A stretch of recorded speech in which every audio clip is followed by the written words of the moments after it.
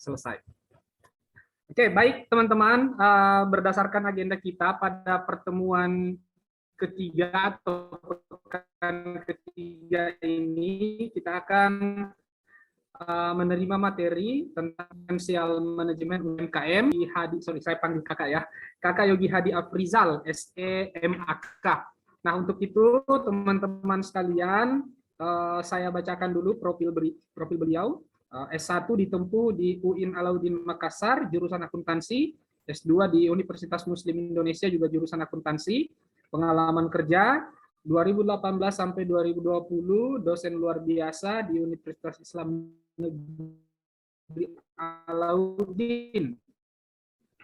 Jurusan akuntansi ini beberapa UMKM dalam pengelolaan keuangan. Kemudian sekarang juga bekerja sebagai dosen di Institut Teknologi dan Bisnis Skala, khususnya pada program studi bisnis digital. Baik teman-teman, tanpa harus berlama-lama, kesempatan ini akan saya berikan kepada Kakak Yogi Hadi Afrizal untuk mempresentasikan materinya. Ya, kiranya teman-teman dapat menyimak materi ini dengan baik terkait dengan pengelolaan keuangan untuk UMKM. Kiranya nanti ada pertanyaan, bisa kita diskusikan sama-sama setelah sesi materi. Baik, silakan.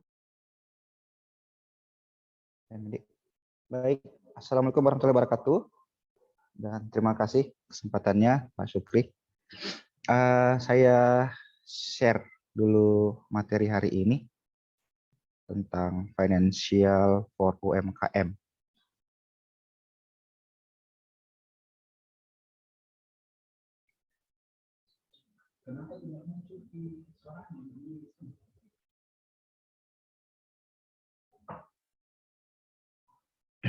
Baik, kelihatan share screen-nya, teman-teman? Sudah kelihatan. Kelihatan, Pak. Jadi, oke, baik. Saya sapa dulu. Assalamualaikum warahmatullahi wabarakatuh. Dan selamat sore teman-teman UMKM, ya, pelaku dan pegiat UMKM dimanapun teman-teman berada. Alhamdulillah hari ini saya diberi kesempatan untuk sharing ya. Jadi hari ini saya lebih sharing pengalaman terkait dengan financial management for UMKM ya. Jadi kurang lebih di 2020 itu saya dan teman bergelut di dunia UMKM, khususnya di industri F&B ya, kuliner dan juga jasa. Jadi sebentar ada beberapa contoh yang akan saya berikan ke teman-teman untuk bagaimana kita memanage keuangan agar kita bisa scale up ya. Baik, saya lanjut dulu ke materi hari ini tentang financial management ya. Jadi yang pertama kita harus tahu dulu tentang apa sih manajemen keuangan, atau mungkin ada teman-teman yang sudah tahu kira-kira apa itu manajemen keuangan ya. Jadi manajemen keuangan ini sebenarnya erat kaitannya dengan akuntansi ya. Nah, sebelum itu kita harus tahu dulu definisi dari akuntansi manajemen ini. Nah, jadi menurut para ahli, kalau menurut Howard dan Upton, manajemen keuangan adalah penerapan fungsi dan perencanaan dan pengendalian fungsi keuangan ya. Pengendalian fungsi keuangan ada di situ. Terus kalau menurut Kashmir, beliau mengatakan kalau manajemen keuangan itu adalah segala aktivitas yang berhubungan dengan bagaimana memperoleh dana untuk membiayai usaha, ya, mengelola dana tersebut sehingga tujuan perusahaan dapat tercapai, dan pengelolaan aset yang dimiliki secara efektif dan efisien. Kemudian ada pendapat ketiga dari Suat Husnan dan Eni Pujiastuti. Beliau mengatakan manajemen keuangan adalah pengaturan kegiatan keuangan dalam suatu organisasi yang menyangkut kegiatan perencanaan, analisis, dan pengendalian kegiatan keuangan. Nah, dari tiga pendapat ahli ini kemudian bisa kita satukan kalau manajemen keuangan merupakan suatu proses dalam pengaturan aktivitas keuangan ya. Jadi di sini kita mengatur aktivitas keuangan bisnis kita, kemudian termasuk dalam perencanaan ya, kemudian analisis serta pengendalian terhadap kegiatan keuangan.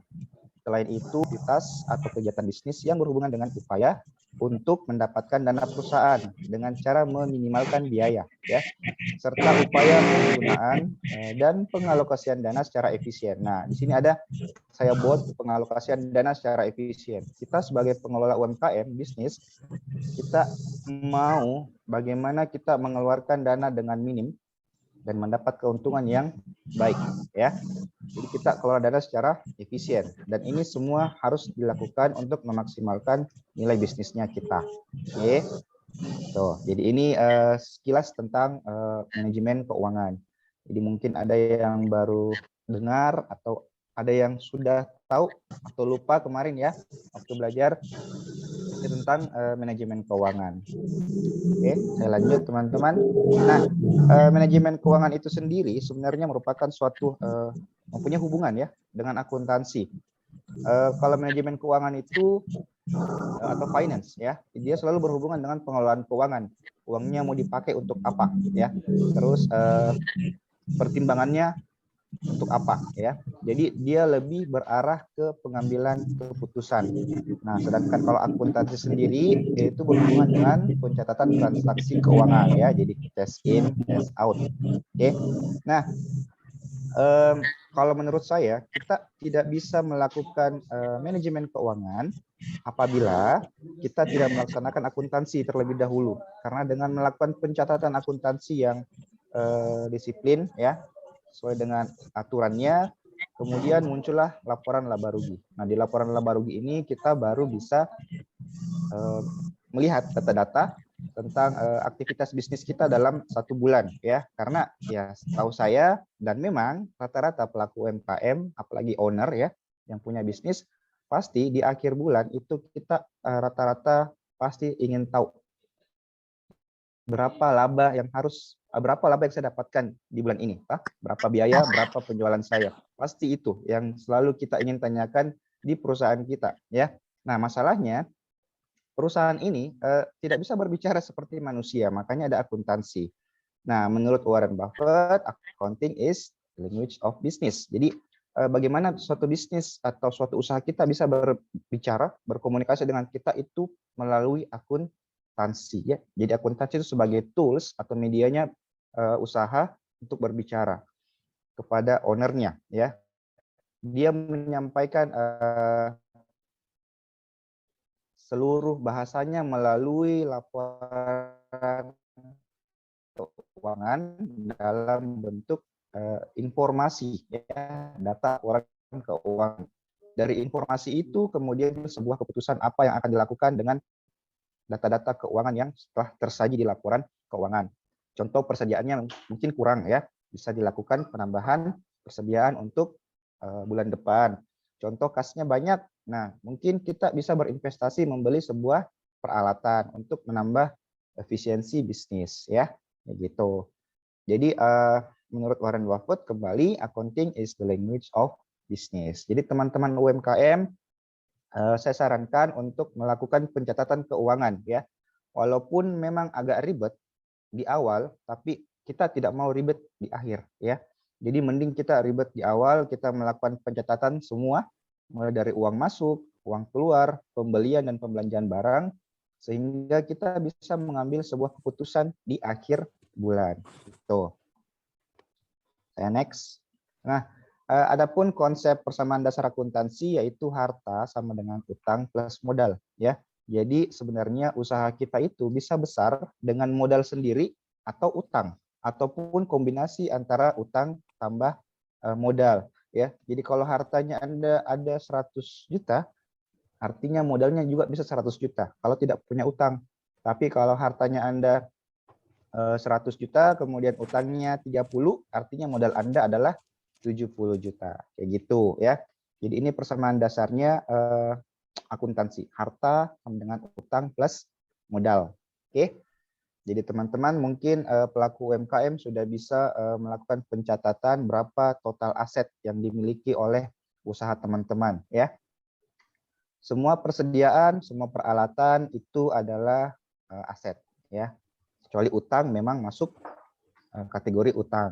Gitu. Oke, teman-teman, saya lanjut. Nah, jadi untuk laporan keuangan UMKM itu menurut SAK EMKM ya, itu ada dua yang sebenarnya yang harus dilaporkan atau harus dibuat sih sebenarnya, yaitu laporan posisi keuangan atau neraca dan laporan laba rugi. Satu lagi tentang laporan catatan atas laporan keuangan ya, hanya 3 untuk entitas mikro ya. Tuh. Nah, laporan keuangan UMKM menjadi salah satu hal yang harus diperhatikan dan dipelajari dengan baik ya, terutama oleh pelaku bisnis, karena ya kembali pelajaran ataupun pengalaman yang saya dapatkan, saya ini learning by doing. Terus teman saya itu dia doing by learning ya. Jadi kami dikombinasikan, kami bertemu, kemudian dia minta tolong, pada suatu hari dia datang minta tolong, ini saya punya masalah terhadap keuangan UMKM yang sedang dia rintis. Jadi saya sebagai teman ya, saya akan membantu sampai di mana saya bisa membantu pengelolaan keuangan. Jadi kami sama-sama membina UMKM itu gimana agar UMKM ini tetap bisa eksis di tengah pandemi di 2020 itu ya, lagi parah-parahnya. Kemudian alhamdulillah dalam 1 tahun dari awal 2020 hingga di bulan November, alhamdulillah kami sudah bisa saving, dan dari saving kami itu kami kemudian mengakuisisi satu lagi UMKM ya. Jadi kami membeli UMKM dalam industri jasa gitu. Nah, kita kembali ke materi ya. Untuk transaksi perusahaan, untuk perusahaan dagang ya, itu ada transaksi yang sering terjadi. Apa itu? Yang pertama adalah pembelian atau pembelian persediaan ya. Kalau ada pembelian otomatis ada pengeluaran kas. Kemudian ada juga penjualan. Kalau ada penjualan otomatis ada penerimaan kas. Nah, ini saran untuk saya, untuk teman-teman pelaku UMKM di luar sana, baiknya untuk melakukan pencatatan di 4 akun ini ya. Jadi kalau teman-teman membeli persediaan, silahkan dicatat dalam jurnal persediaan. Kalau teman-teman melakukan pembelian persediaan, silahkan dicatat dalam jurnal khusus pembelian. Kemudian kalau teman-teman mengeluarkan kas, jurnalnya juga beda, di jurnal pengeluaran kas. Begitupun penjualan dan penerimaan kas ya. Berikut saya tampilkan beberapa format jurnal khusus pembelian, pengeluaran, penjualan, dan penerimaan kas ya. Nah ini, jadi ini adalah beberapa contoh format yang teman-teman bisa pakai untuk melakukan pencatatan keuangan di UMKM-nya teman-teman ya. Mau perusahaannya dagang, jasa, ataupun manufaktur, teman-teman bisa gunakan ya. Jadi di sini jurnal khusus pembelian ini ya. Jadi PT Kemilau Emas, ini anggap nama perusahaan teman-teman. Jurnal khusus pembelian periode Maret 2021. Jadi semua pembelian itu dicatatnya di sini ya. Ada tanggalnya, terus keterangannya, beli dari toko mana kira-kira, terus berapa nilainya ya. Apakah teman-teman membeli perlengkapan atau membeli persediaan untuk dijual kembali, itu ditulis di sini di kolom debit. Kemudian kalau teman-teman kira-kira membeli dengan utang, tulis juga ya berapa utangnya gitu. Tapi kalau membelinya secara cash, ya tulis saja 250. Utangnya dikosongkan ya, karena kita belinya secara cash. Nah, ini untuk jurnal khusus pembelian. Jadi semua pembelian dicatat di jurnal khusus pembelian.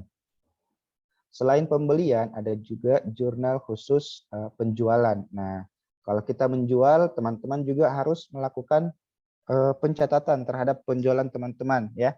Karena di sini sudah bisa terdeteksi secara dini berapa laba yang mungkin muncul ya. Jadi estimasi laba yang bisa muncul di dalam periode akuntansi atau periode pencatatan kita selama 1 bulan kita melakukan transaksi. Nah, jurnal khusus penjualan ini kita melakukan pencatatan terkait dengan tanggal penjualan, terus nomor fakturnya kalau ada, terus keterangannya, kira-kira pembelinya siapa ya. Kalau kita bertransaksi sesama perusahaan, tulis nama tokonya. Kalau sesama konsumen, kita juga bisa tulis nama konsumennya ya. Kalaupun konsumennya bersedia. Kalau tidak, tulis saja penjualan terhadap barang apa gitu ya. Pokoknya ada keterangan. Nah, ini syarat ya, syarat pembayaran biasanya dilakukan untuk transaksi antar toko ya. Jadi ini syaratnya 3/10 N/30. Jadi 3 itu kalau dia membayar dalam waktu 10 hari, maka dia dapat diskon sebesar 3% ya. Dan temponya selama 30 hari, artinya 1 bulan. Gitu. Jadi ini jurnal khusus penjualan ya. Tadi itu jurnal khusus pembelian. Sekarang jurnal khusus penjualan. Nah, selain itu ada lagi yang disebut jurnal khusus penerimaan kas. Nah, setiap teman-teman melakukan penjualan, teman-teman kan akan menerima kas. Kas ini kemudian dicatat lagi di jurnal khusus penerimaan kas ya. Memang agak ribet dan untuk orang yang belum terlalu mengenal akuntansi ya, ini mungkin agak memakan waktu untuk belajar, tapi saya pikir kalian memang harus repot-repot ya belajar di awal untuk melakukan pencatatan keuangan agar di akhir bulan itu kita bisa mengambil sebuah keputusan dengan tepat dan cermat ya atas transaksi yang terjadi kepada usaha atau bisnis kita dalam 1 bulan itu. Jadi semua jurnal penerimaan kas bisa dicatat di jurnal khusus penerimaan kas ya. Termasuk juga dengan potongan penjualan gitu. Oke, saya lanjut lagi. Jadi ini format simple. Ini teman-teman bisa dapatkan banyak di internet ya. Jadi silahkan. Nanti juga materi akan saya share di grup. Kemudian ini juga ada jurnal khusus pengeluaran kas. Nah, terkait jurnal khusus pengeluaran kas, semua biaya-biaya yang kita keluarkan untuk menjalankan operasional bisnis kita itu kita keluarkan atau dicatat di jurnal khusus pengeluaran kas ya. Jadi gaji karyawan pun biaya sewa itu semua kita tulis di sini ya. Kalaupun juga kita melakukan pembelian terhadap persediaan barang, kita pasti mengeluarkan kas dan itu kita tulis juga di jurnal khusus pengeluaran kas. Oke. Sampai sini ada pertanyaan untuk teman-teman pelaku UMKM. Jadi ini masih terkait dasar pencatatan ya. Nah, bisa juga kalian atau teman-teman pakai metode yang model saldo kayak pencatatan di masjid. Uang masuk berapa, uang keluar berapa, itu bisa juga ya. Yang jelas teman-teman pelaku UMKM itu melakukan pencatatan transaksi. Itu sih intinya, melakukan pencatatan transaksi. Teman-teman bisa tahu berapa penjualanku hari ini, berapa penjualanku bulan ini, terus biaya-biaya apa yang sudah saya keluarkan, ataupun kira-kira ada tidak modal yang saya ambil sendiri untuk kepentingan pribadi ya. Nah, karena itu pasti akan mengurangi kas kita nantinya di akhir periode gitu. Nah, terkait dengan format laporan posisi keuangan ya menurut SAK EMKM, modelnya kayak gini teman-teman ya. Jadi ada aset, kemudian ada utang, kemudian ada modal atau ekuitas ya.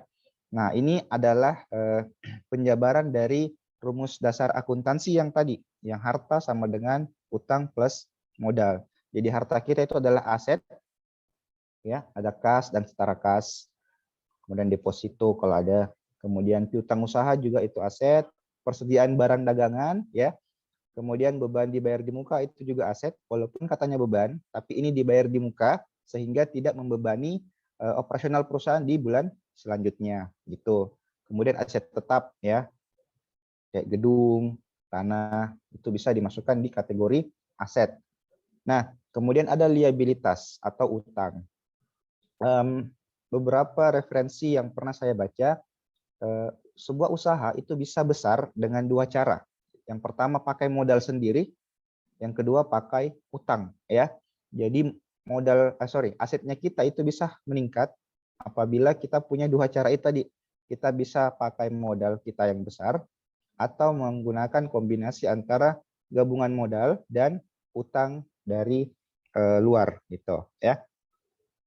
Kemudian ada lagi ekuitas atau modal gitu. Jadi ini adalah format laporan posisi keuangan atau neraca yang disarankan oleh SAK EMKM ya gitu.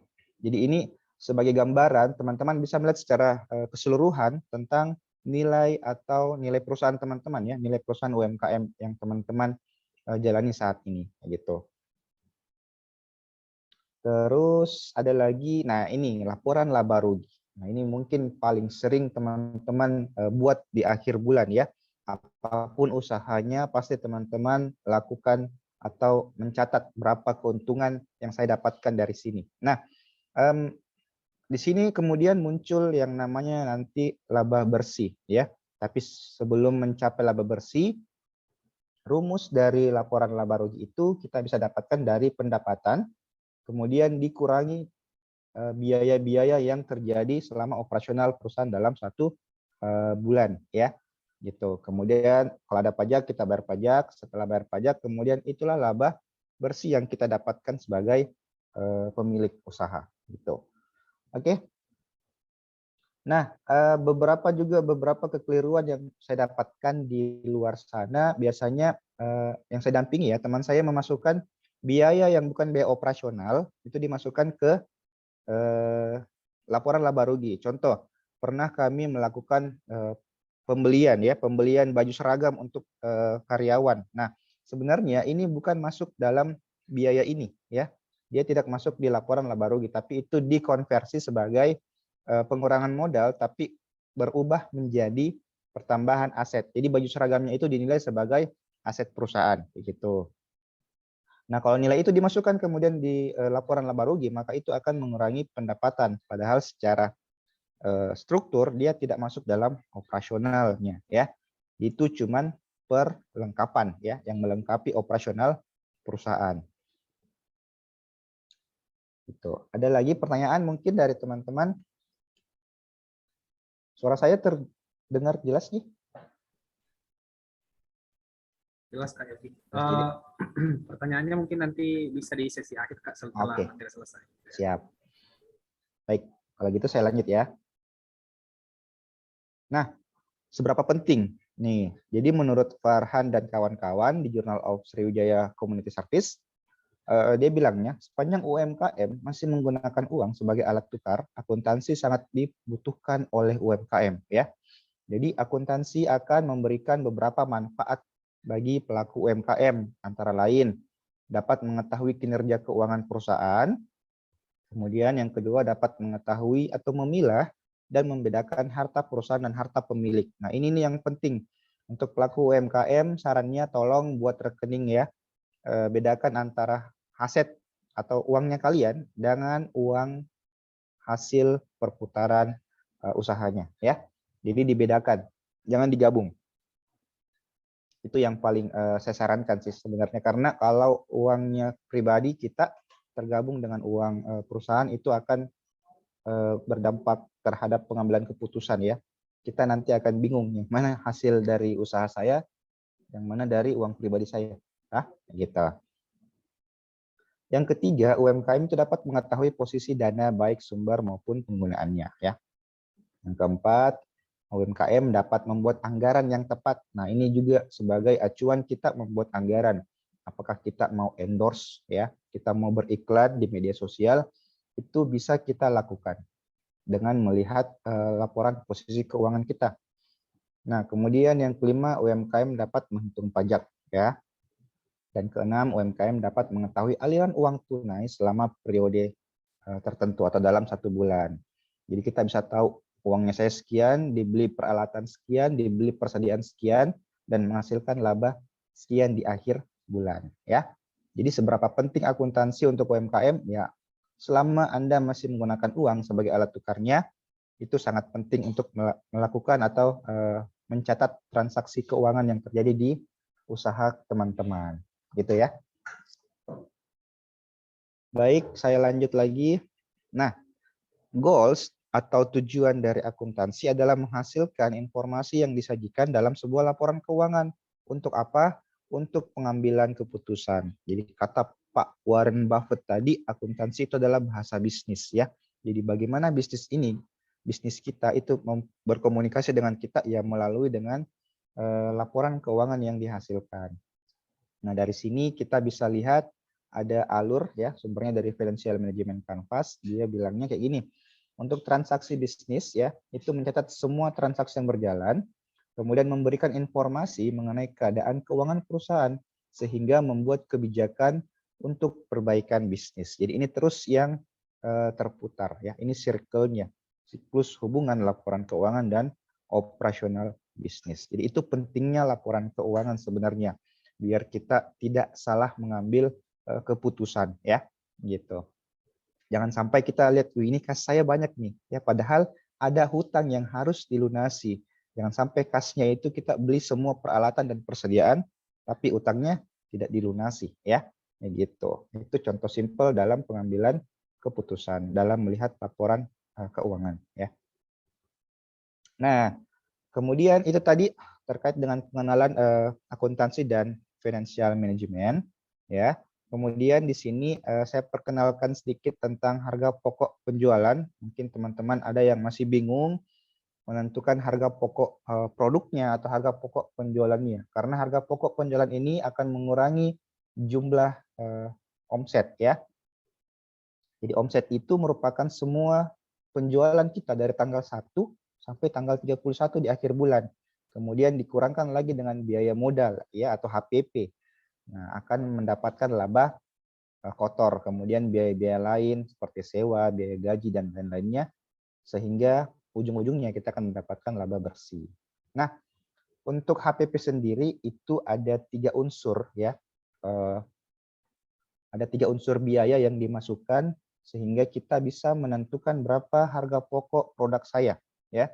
Jangan sampai kita berpatokan pada harga pasar, padahal harga barang kita bisa saja kita mempunyai harga pokok produk lebih harga pokok penjualan atau produk itu lebih murah dibanding pesaing dengan kualitas yang baik, sehingga kita bisa menjual barang dengan kualitas yang baik dengan harga yang terjangkau ya, gitu.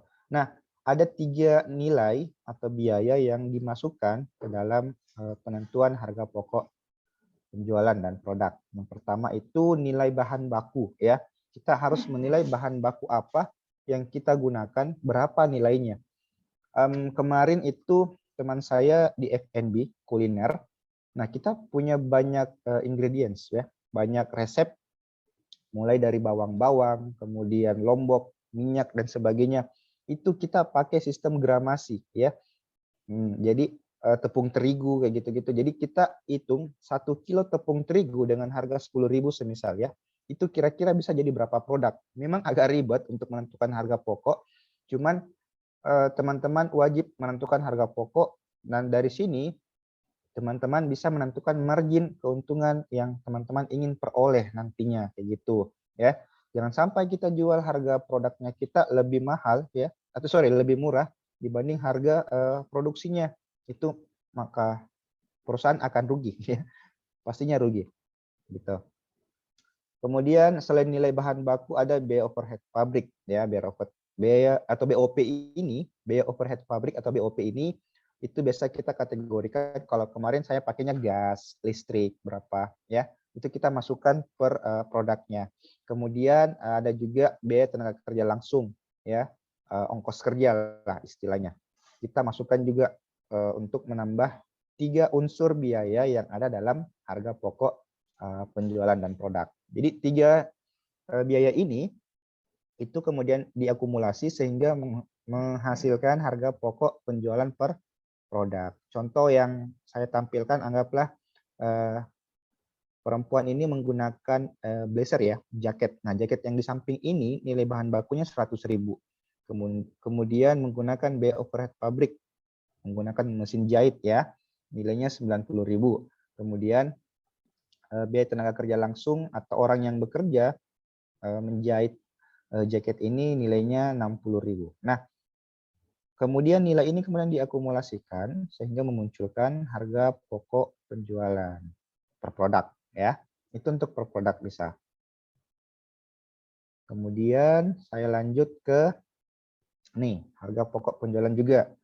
Rumusnya itu adalah persediaan awal. Ini mungkin yang punya banyak persediaan ya, toko retail atau kelontong ini bisa pakai ini ya, karena harga pokok per produknya itu kan beda-beda ya, harga minyak beda dengan harga gula modalnya tah.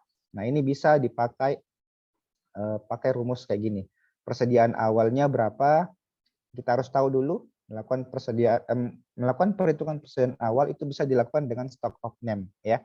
Jadi kita lihat berapa pieces tepung terigu yang tersisa di gudang dikalikan dengan jumlah modalnya, maka itu akan menjadi nilai persediaan awal kita ya. Kemudian pembelian bersih. Nah, untuk pembelian bersih kita bisa hitung berapa nilai pembeliannya kita ditambah dengan beban angkutnya atau ongkir kalau ada. Kemudian kalau ada retur dan diskon juga dikurangkan. Nah, dari contoh ini, contoh di samping itu ada pembelian sebanyak 12 juta, kemudian ada beban angkut 100.000, jadi totalnya 12.100.000 ya. Kemudian ada retur dan diskon senilai 400. Nah, nilai dari 12.100.000 itu dikurangkan 400 ya. Sehingga menghasilkan pembelian bersih sebesar 11.700.000.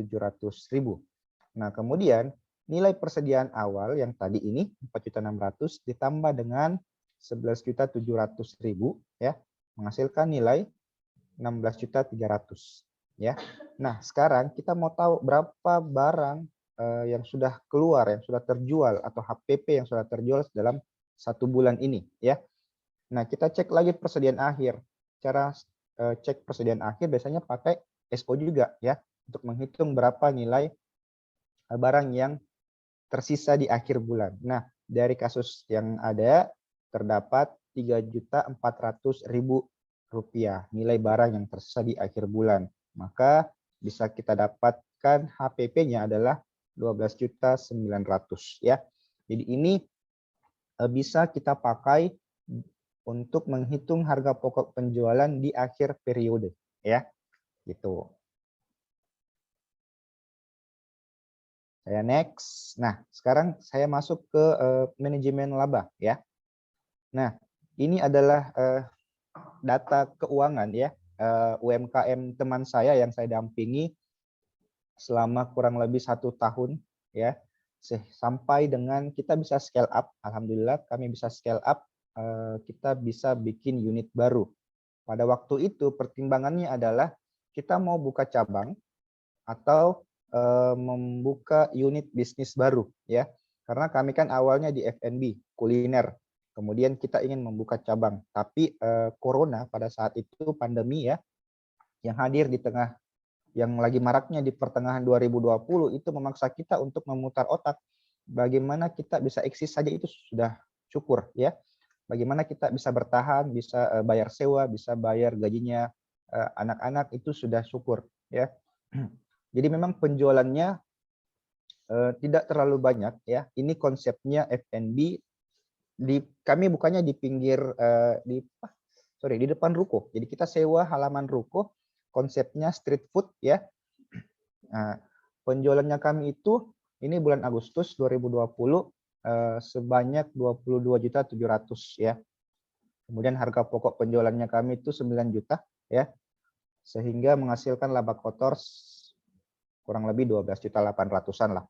Nah, kemudian ada biaya-biaya yang kami keluarkan sehingga dari laba kotor dikurangi dengan biaya menghasilkan laba bersih sekitar 6.120.000. Nah, model bisnis yang dijalankan oleh teman saya ini kami pakai sistem ada investor ya. Jadi awalnya teman saya ini jualannya sendiri, individu. Kemudian karena dia fokus sama quality produknya dia, banyak orang yang suka, alhamdulillah, maka ada salah satu orang konsumennya tertarik sehingga berinvestasi ya. Jadi kami dipercayakan dana, investor menyalurkan dana pada saat itu. Nah, saat itu teman saya mulai pusing sehingga memanggil saya bantu dalam mendampingi pengelolaan keuangan ya. Jadi kami itu akadnya akad syariah, pakai mudharabah 30-70 ya. Jadi investor cuma menyetorkan dana, kemudian kami membagikan laba atau dividen sekitar selama 3 bulan ya. Jadi kami itu tahan labanya selama 3 bulan. Jadi selama 3 bulan itu laba ditahan, nanti di bulan ketiga baru dibagikan ke investornya. Kemudian manajemen atau tim kami itu mendapatkan bagian 70%. Nah, dari laba 70% ini, kemudian kami ubah lagi menjadi 100%. Nah, laba ini yang kami kemudian gunakan untuk menabung dan juga membayar utang usaha dan juga untuk kami sendiri. Jadi dari laba 4.284 ini ya, yang tadi sudah dibagi sama investor 30, itu kami mendapatkan sekitar 20%.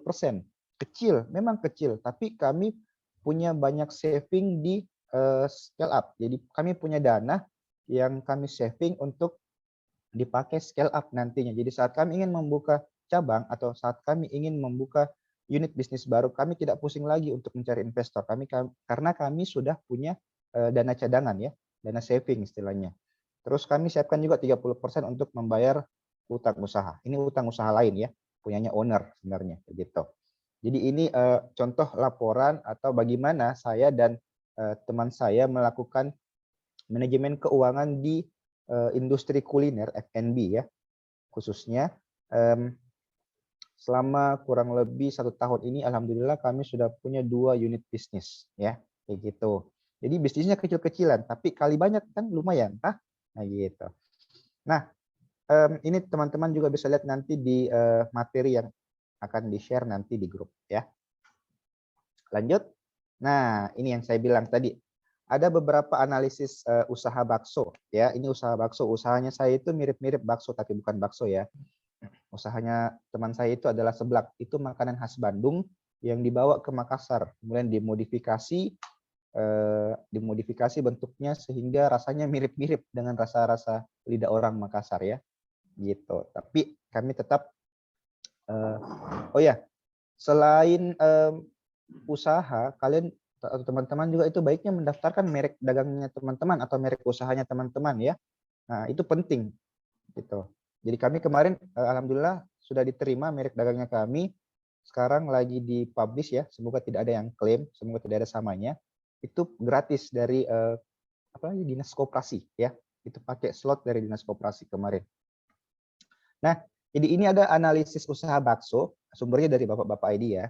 Perhitungannya ini agak jauh dari sempurna, tapi setidaknya memberi gambaran awal ya untuk teman-teman yang mungkin baru mau berusaha atau yang sudah berusaha terus agak penat dengan usahanya mau cari unit bisnis baru silahkan ya. Jadi awalnya saya di F&B dulu di kuliner. Nah ini jadi modal awal itu ada sekitar 8.400.000-an ya. Ini terdiri dari gerobak, bakso, panci, terus meja kursi 1 set ya, centong bakso, gas LPG, kompor, terus sendok makan, mangkok, gelas, nampan, saringan, dan banner ya. Jadi ini modal awal yang Bapak-bapak ID itu berikan kepada kita. Jadi kita bisa lihat di sini, modal awalnya 8.460.000 ya, sekitaran segitu. Kemudian ini ada biaya bulanan, operasional bulanan. Jadi tenaga kerjanya 2 orang dengan price 3 juta, artinya 1 orang itu 1.500.000 gajinya ya. Ada listrik 300.000, ada gas 3 kali isi 330 ya, PDAM 100, totalnya 3.730. Nah, kemudian ada estimasi pendapatan bulanan. Jadi ini semua pendekatannya estimasi ya, teman-teman. Nah, kemudian untuk pendapatan bulanan, anggaplah operasionalnya 10 jam dengan asumsi 1 jam 2 porsi ya, gitu. Tapi kalau saya pikir bakso itu dalam 1 jam lebih dari 2 porsi ya. Tapi ini kita pakai estimasi minimal saja. Nah, dari total bakso atau item bakso yang dijual dalam 1 bulan, dihitung dari kuantiti dan harganya, itu bisa terjadi penjualan sekitar 11.050.000. Nah, ini sudah bisa kelihatan berapa total pendapatan dan berapa total biaya operasional bulanan. Nah, gitu ya. Kemudian dari sini kita bisa hitung laba ya. Nah, pendapatan per bulannya tadi itu 11.050.000, kemudian dikurangkan biaya operasional per bulan ya. 3.730 dan biaya belanja bulanan. Nah, ini biaya belanja bulanan itu biaya modal ya atau HPP-nya tadi, biaya giling bakso ya dan lain-lain sebagainya. Totalnya itu dapatnya 2.681.400. Jadi kita bisa lihat kalau kita mau kembali modal kira-kira kita butuh waktu sekitar kurang lebih 3 bulan ya. Modal awalnya kita itu 8.400.000 dibagi dengan laba atau estimasi laba bersih per bulan sekitar 2.600.000-an. Jadi hasilnya itu 3, ya. Nah, jadi kurang lebih 3 bulan atau 4 bulan lah kita jualan, kita sudah bisa kembali modal, ya. Itu. Jadi ini pendekatannya estimasi, kayak gitu. Jadi awalnya saya dan teman itu bergerak dalam kuliner kayak gini-gini, mirip-mirip bakso lah, ya. Dan memang agak ribet di bagian inventory dan ingredients karena kami punya banyak bahan dan kalau ya tahu sendiri kalau kuliner bahannya itu selalu harus fresh, ya. Jadi kami juga pakai sistem manajemen atau supply chain. Jangan sampai kita beli banyak barang kemudian tinggal kadaluarsa, ya. Gitu. Nah, kemudian, ini yang tadi saya bilang, di samping kami berusaha dalam industri F&B, kemudian kami mengelola laba kami saving, kami punya dana, kami ambil keuntungan sedikit sekali 20% dari total laba itu. Tujuannya untuk bisa membuka unit usaha baru. Karena pada saat itu kami memang ingin membuka cabang, cuman pandemi lagi maraknya kayaknya spek dan kami pilih laundry, ya. Nah, laundry ini adalah beberapa gambaran awal berapa modal buka usaha laundry, ya. Sumbernya dari luar sekolah, jadi teman-teman bisa cari juga di Instagramnya. Jadi modal awalnya kira-kira kayak gini, ada sewa tempat yang harus kita bayar, kemudian mesin cuci, ya, kemudian mesin pengering, setrika, timbangan, ya, meja dan kursi dan promosi awal. Kalaupun teman-teman sudah punya tempat, maka ini sudah bisa dikurangi lagi 2 juta, ya, jadi tidak sampai di 9 juta modal awalnya. Oke. Next ada biaya operasional. Nah, biaya operasional laundry itu dia omsetnya itu berbanding lurus dengan biaya. Jadi semakin tinggi biaya, otomatis semakin tinggi omset, ya. Karena semakin banyak listrik yang dipakai, artinya mesin cuci kita itu tidak berhenti berputar. Nah, ada listrik 500. Nah, ini 500.000 ini sama dengan listrik yang saya keluarkan di 3 bulan pertama, ya. Kemudian ada deterjen dan pewangi, ada air PDAM, ya, lain-lain, dan gaji karyawan. Kalau saya itu mempekerjakan karyawan, kami bentuknya tim. Jadi kami sebagai investor di usahanya kami, terus kami mempercayakan 2 orang sebagai pengelola. Jadi kami bagi persen lagi, ya, 70-30 juga. Jadi pengelolanya 30, manajemen ambil lagi 70%, tapi sudah ditanggung mereka uang makannya dan mereka tinggal langsung di tempat laundry itu. Jadi mereka punya kamar di belakang. Itu, ya. Jadi ini biaya operasional laundry kira-kira, ya. Ini hanya estimasi teman-teman. Jadi bisa juga diminimalkan lagi. Kemudian asumsi pendapatan per bulan. Nah, untuk penggunaan jasa 30 kilo per hari, ya. Itu sama dengan 900 kg dikali harganya 6.000. Tapi kalau di sini di Makassar dan sekitarnya mungkin kita sudah perang harga, ya. Ada yang 4.000 per kilo. Nah, kami itu konsepnya setiap hari Jumat mulai dari jam 6 pagi sampai jam 10 siang kami tawarkan diskon 10%, ya. Nah, itu tempatnya kami ada di BTP di sana, namanya nyuci.id. Teman-teman mungkin ada sekitaran sana bisa nyuci di situ, ya. Kemudian untuk pakaian sholat itu akan kami keluarkan, kami tidak timbang, ya. Kami tidak timbang.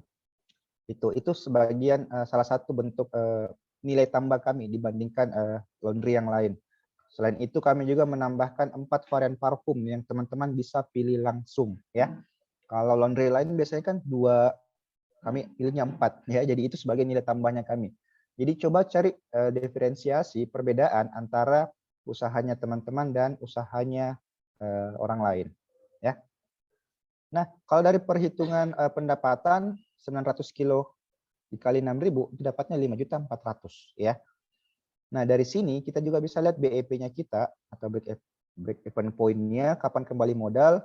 Modal awalnya itu sekitar 9.700.000, kemudian kita dapat estimasi laba sekitar 2.500.000 per bulan. Jadi sekitar 3 bulan sampai 4 bulan itu kita sudah bisa kembali modal untuk membuka usaha laundry. Dan satu tips untuk membuka usaha laundry itu enaknya di dekat kediaman, ya. Perumahan. Terus ambil jalan yang jalannya tidak ada pembatasnya. Jadi orang bisa nyebrang langsung gitu ya. Tidak perlu mikir harus mutar lagi jauh-jauh. Oke? Kayak gitu. Jadi ini dua bisnis ini yang sekarang saya dampingi dan teman saya alhamdulillah sekarang sedang menjalankan bisnis ini. Jadi ada F&B, ada juga jasa ya dalam bentuk laundry. Dan ingat untuk sekali lagi saya sarankan cari diferensiasi atau inovasi yang bisa membedakan usahanya teman-teman sama usahanya orang lain, karena itu akan menjadi nilai tambah ya. Dan untuk laundry tipsnya adalah on time ya, karena kapan tidak on time maka pelanggan akan lari ya gitu. Oke.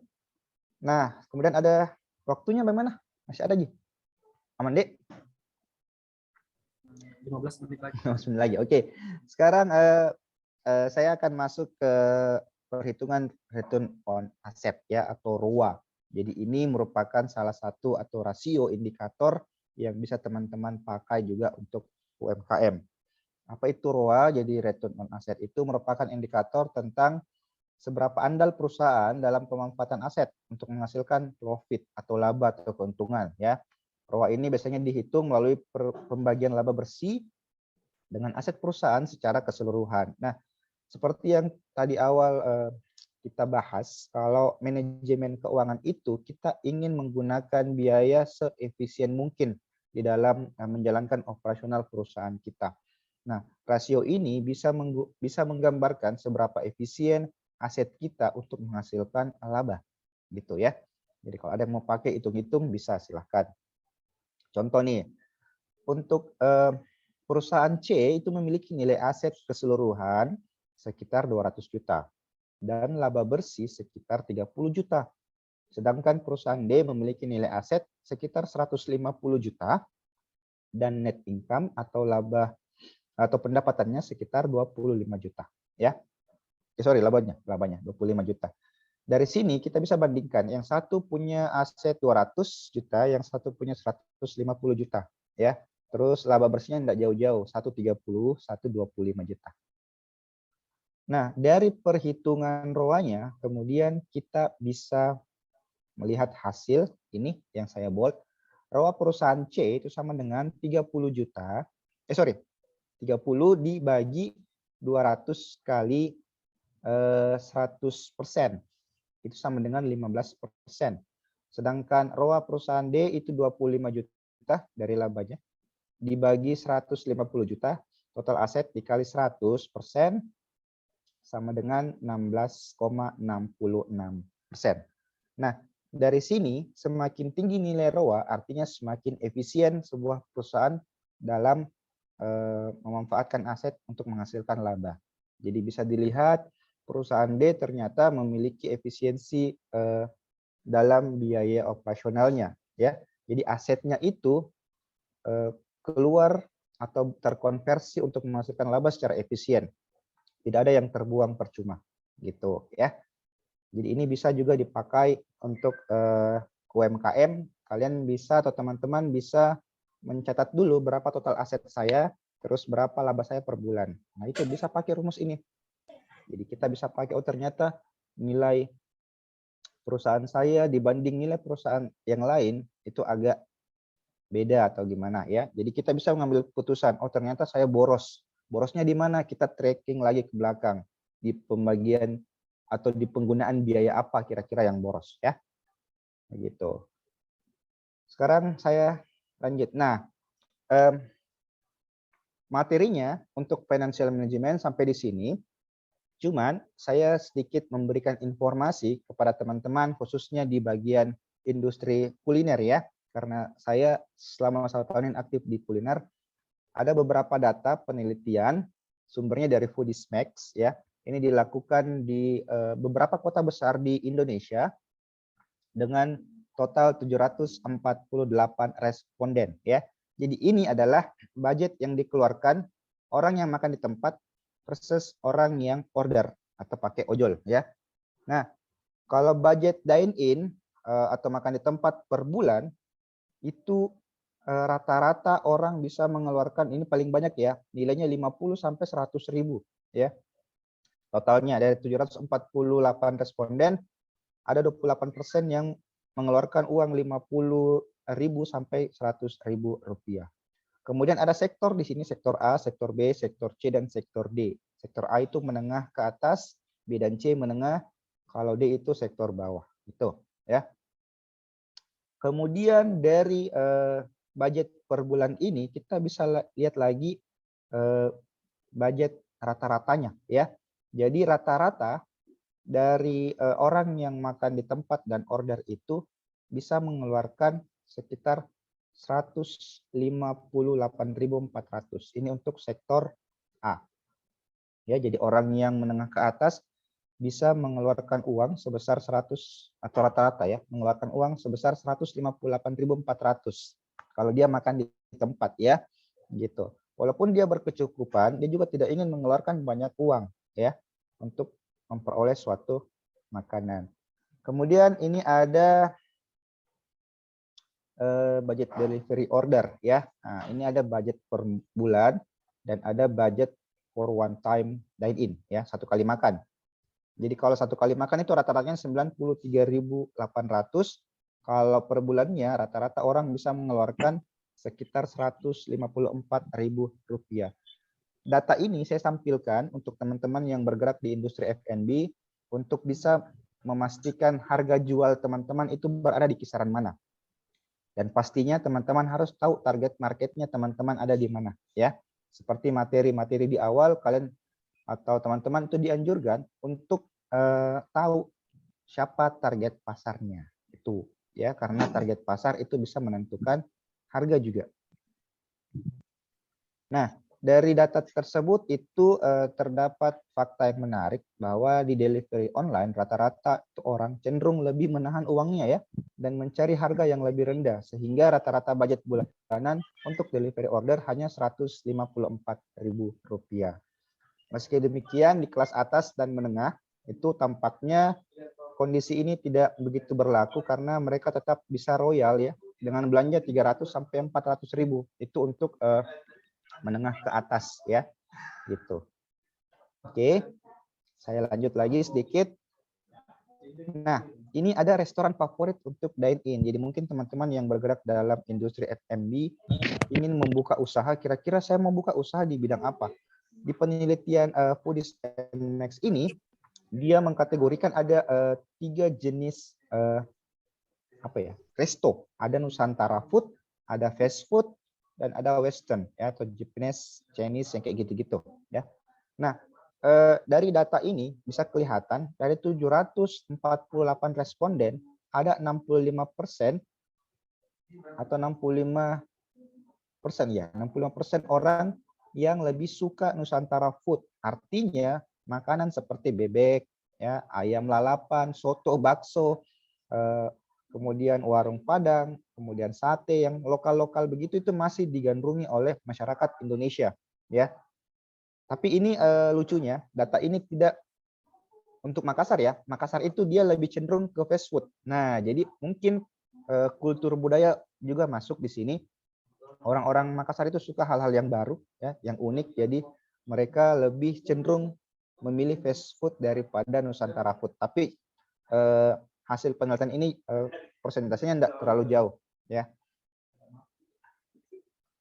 Nah, ini bisa kalian lihat di sini 30-70% ya orang yang ada di Kota Makassar itu lebih memilih fast food dibanding kota-kota lain ya, gitu.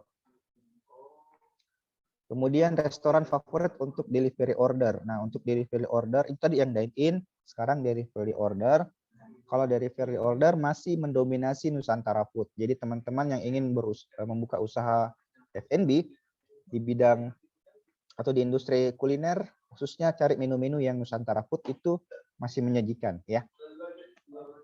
Dibandingkan dengan fast food atau western.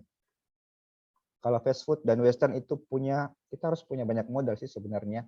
Nah, ini kita sasarannya ke Nusantara food, makanan tradisional ya, yang dikemas dalam bentuk kekinian ya, kayak gitu banyak. Oke. Nah, sekian.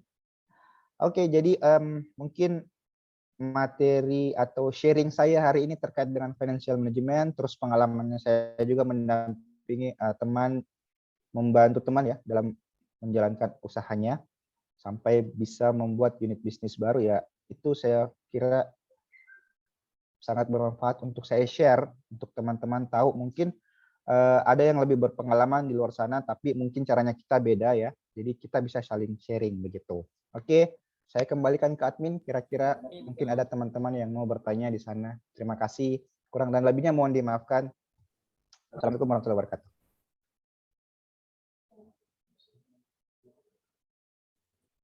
Oke, terima kasih Kak Yogi. Maaf, Kak. Ya, silakan minum dulu Kak Yogi.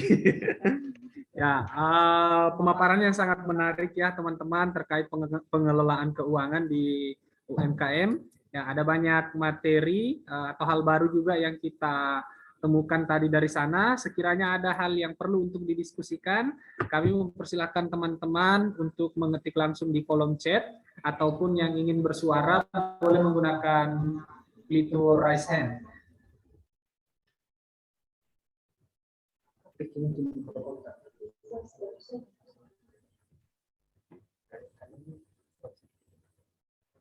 Oke, sekali lagi teman-teman yang mungkin ada pertanyaan, kami persilahkan mengetik di kolom chat, ataupun yang ingin bersuara secara langsung, kami persilahkan untuk menggunakan fitur raise hand. Kami nanti akan berikan kesempatan untuk mengajukan pertanyaan untuk kita diskusikan sama-sama. Ya, ataupun misalnya ada teman-teman yang ingin berbagi pengalaman, mungkin di antara teman-teman yang hadir di sini ada juga yang pekerjaannya sama dengan Kak Yogi ya, mendampingi UMKM, ataukah ada yang di kolom chat. Nah, ini ada satu pertanyaan ya, langsung saja saya bacakan. Bagaimana dengan usaha yang menggunakan aplikasi seperti Owner yang bisa melihat atau mencatat kegiatan usaha tiap harinya? Ya, mungkin ada pencerahan lebih lanjut dari Kak Yogi terkait dengan ini. Silakan Kak Yogi. Baik, ini pertanyaan dari Yuliana Samad ya. Halo Kak Yuliana. Terkait dengan penggunaan aplikasi, nah ini memang tujuannya kami memanggil teman-teman untuk gabung di Zoom. Jadi kami berharap nantinya semua kegiatan bisnis itu bisa dilakukan dengan bantuan teknologi ya. Semua akan beralih ke go digital. Nah, saya apresiasi untuk Kak Yuliana Samad yang telah menggunakan aplikasi Owner. Ini sebenarnya bisa membantu kita dalam mengawasi usaha kita real time ya, gitu. Jadi terkait dengan pencatatan keuangan itu juga bisa sudah tercatat secara real time. Kami juga menggunakan beberapa aplikasi kasir pintar di UMKM-nya kami sehingga kami bisa mengetahui berapa total penjualan kami per harinya kayak gitu. Jadi ini sebuah langkah yang memang harus dilakukan untuk UMKM, apalagi sekarang di era digitalisasi, semua bagusnya memakai atau menggunakan bantuan digital untuk mengelola bisnis ya, gitu. Dan saya sama dengan Ibu Yuliana. Sorry, Mbak ya, Mbak Yuliana. Saya sama, kami juga menggunakan aplikasi. Jadi ini membantu kami untuk mengawasi secara real time. Itu sih sebenarnya. Oke. Terima kasih Kak Yogi. Cukup ya Kak Yuliana Samad. Ya, ada satu pertanyaan lagi dari Kakak Hamsina. Bukan mahasiswa kita ini ya. Oke.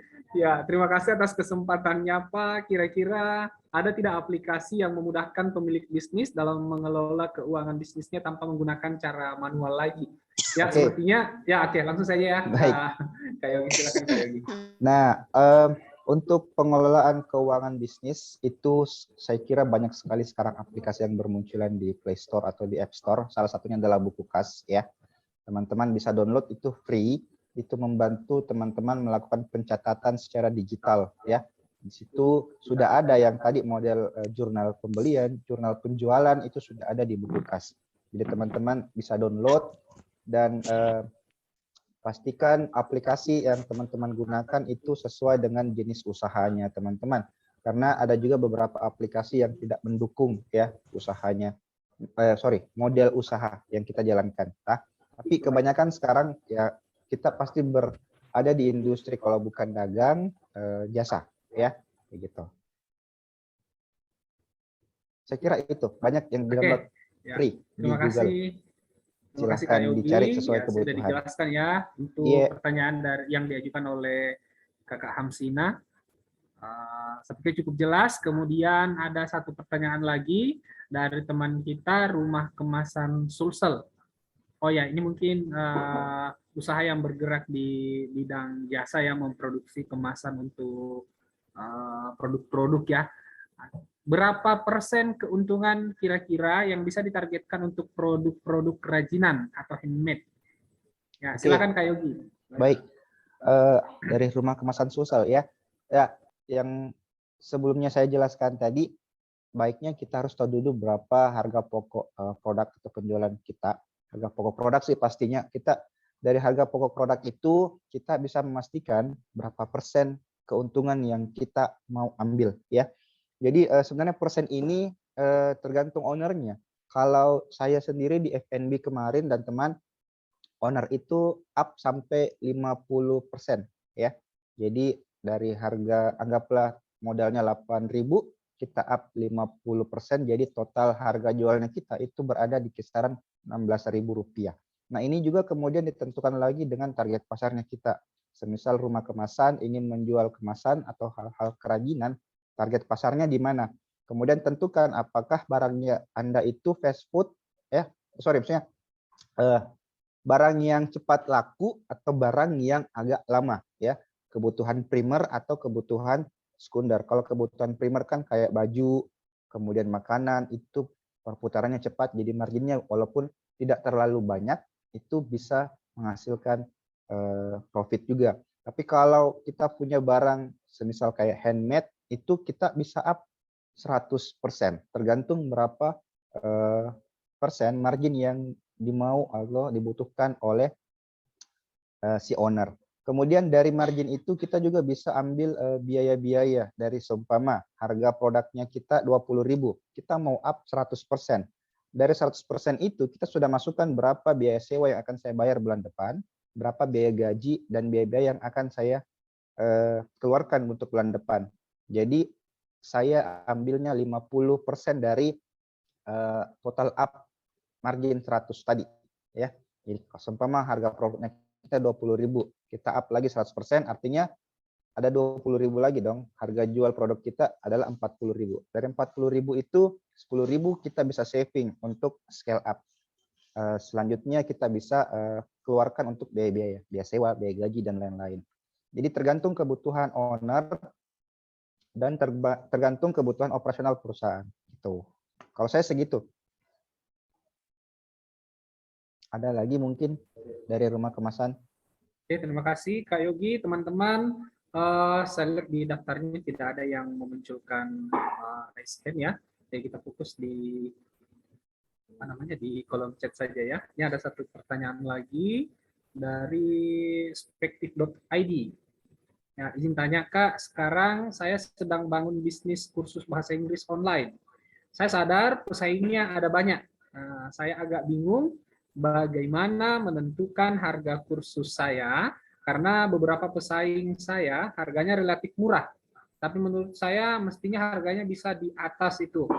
Tapi apakah persaingan harga memang sangat berpengaruh? Nah, ini menarik sekali pertanyaannya. Silakan Kak Yogi.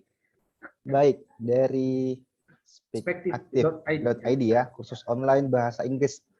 Good job. Jadi ini salah satu model bisnis baru ya. Kalau menurut saya, apakah harga itu berpengaruh? Iya, karena biasanya konsumen akan melihat harga dulu ya. Apalagi kalau kayak kita di Makassar ini, kita akan melihat harga dulu. Apakah harganya terjangkau atau tidak. Kalau saya sih kembali memberi saran, cari diferensiasi antara produknya teman-teman dengan produk yang lain. Jadi seumpama spek aktif ya, punya inovasi apa atau nilai tambah apa yang bisa diberikan kepada konsumen. Jadi kalaupun konsumen merasa mahal, dia akan mendapatkan bonus tambahan nilai gitu seumpama ya.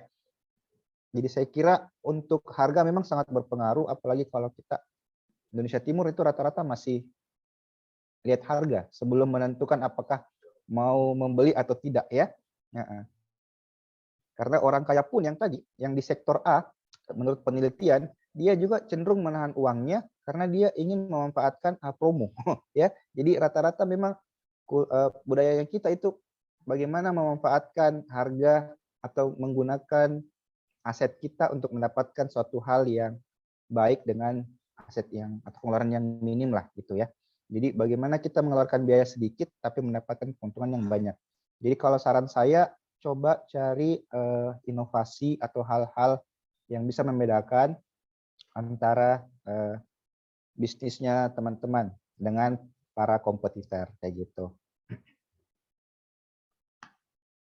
Saya kira itu. Oke, ya ada lanjutan komentar dari kakak tadi ya, dari speakactive.id. Nah, menurut saya modul saya lebih bagus Kak dibanding pesaing saya. Ya, cuma saya kan belum punya nama, baru mau buat ceritanya, jadi harus Siap-siap.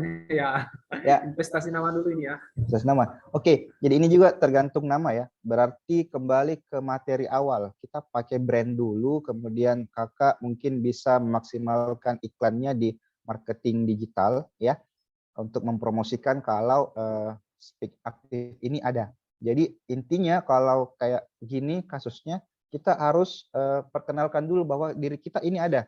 Nah, kalau kita sudah dikenal oleh konsumen, kita sudah dikenal oleh banyak orang, kita sudah memberikan output, terus kita mau menaikkan harga itu bisa dengan cara menambah nilai tambah. Kira-kira kalau saya kursus di Speak Active, kira-kira saya dapat apa saja selain penguasaan bahasa Inggris. Kayak gitu. Mungkin dapat teman baru, channel baru, ataupun link untuk beasiswa ke luar negeri bisa. Ya, itu sebagai salah satu cara untuk menambah nilai jual.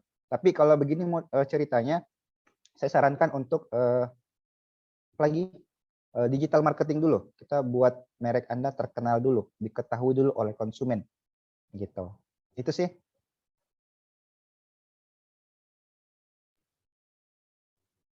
Oke, terima kasih Kak Siap, Yogi. siap, siap. Ya, dan untuk kakak admin dari speakactive.id, mungkin penjelasan dari Kak Yogi tadi cukup mencerahkan ya. Minta dibantu follow IG-nya kalau gitu. Oke, siap, siap. Ya, nanti kita follow ya. Instagram.com/speaktive ya, speaktive.id. Nah, silakan teman-teman bantu kakak kita ini, admin dari speaktive.id. Oke, sama-sama. Baik, teman-teman, sekiranya masih ada pertanyaan, kita masih ada waktu 3 menit. Ya. Kalau masih ada pertanyaan, silahkan. Tadi saya cari-cari di daftar peserta ini, tidak ada yang menggunakan fitur raise hand, berarti malu-malu mungkin ya. Kasih dengar suaranya di sini. Malu-malu tuh pusing. Ya, tapi tentunya teman-teman materinya jangan berhenti sampai di sini. Ya, teman-teman nanti bisa praktikkan lebih luas lagi. Dan tentunya pemateri kita dari hari pertama sampai pada hari ini itu tidak pernah menutup ruang untuk berdiskusi, baik itu melalui grup yang sudah kita buat di grup peserta ataupun via Japri. Pemateri kita itu siap untuk diganggu. Ya. Oke, teman-teman, kalau sudah tidak ada lagi, berarti pertemuan untuk hari ini akan kita akhiri. Saya informasikan kepada teman-teman, jangan lupa untuk mengisi presensi atau daftar hadir. Linknya sudah dikirim oleh Pak Irfandi tadi, sudah juga saya kirim. Silakan teman-teman diklik tautannya, lalu diisi, karena ini nanti akan menjadi acuan kita untuk mencetak sertifikat untuk teman-teman peserta Digital Marketing Class for UMKM. Oke, baik teman-teman, rasanya cukup pertemuan kita sampai di sini. Ya, sebelum mengakhiri kita ada sesi foto untuk dokumentasi dari panitia. Oke, silakan teman-teman, studi kiranya untuk mengaktifkan kamera yang memungkinkan ya. Kalau tidak memungkinkan untuk diaktifkan, tidak apa-apa dimatikan saja.